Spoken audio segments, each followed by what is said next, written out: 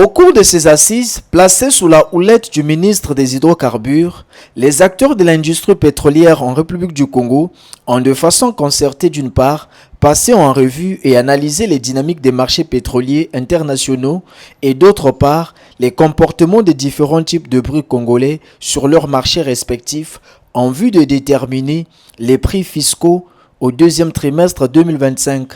Somme toute, la moyenne trimestrielle des prix fiscaux des hydrocarbures produits en République du Congo et commercialisés au cours du trimestre est fixée à 66,401 $ par baril.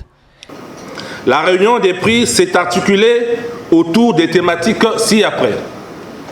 A. La dynamique du marché pétrolier au deuxième trimestre 2025. B. Les perspectives du marché pétrolier au troisième trimestre 2025. C.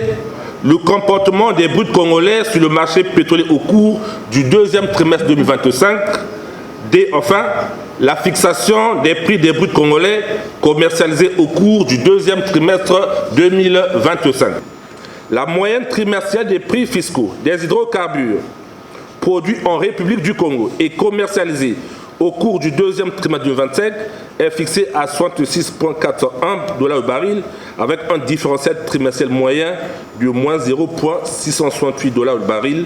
Les cours du brut ont donc montré une stabilité au deuxième trimestre malgré le contexte géopolitique et macroéconomique complexe. Le deuxième trimestre 2025 s'est inscrit dans un contexte international complexe, à la fois sur le plan économique, géopolitique et énergétique. Les cours du brut ont montré une certaine stabilité malgré tout.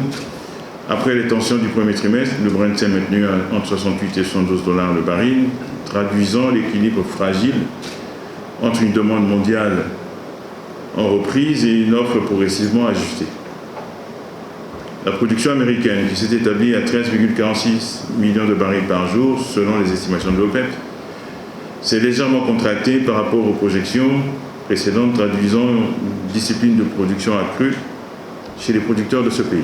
La moyenne pondérée des prix fixés des bruts congolais s'est donc établie, cela a été dit, à 66,401 $ le baril, confirmant ainsi la compétitivité et la robustesse de notre panier de brut dans un environnement concurrentiel et volatile.